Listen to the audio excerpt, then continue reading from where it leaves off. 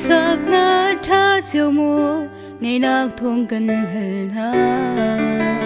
lai mi su cần phạc nạc chiều in kri te te tha si ding cần si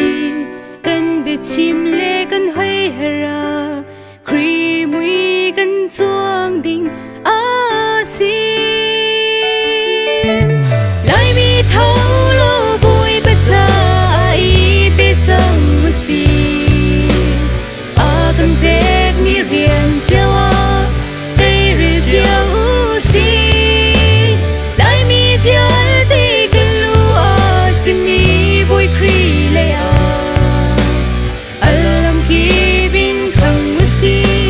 vui bất cha te te tha si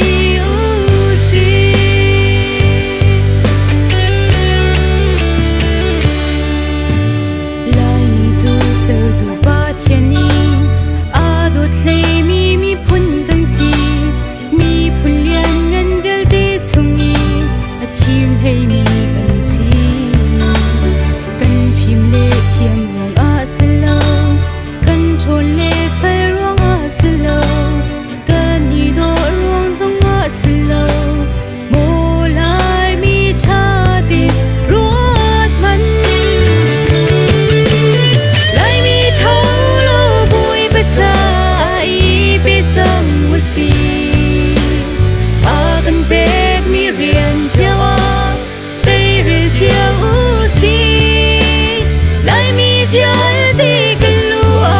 si mi boy kri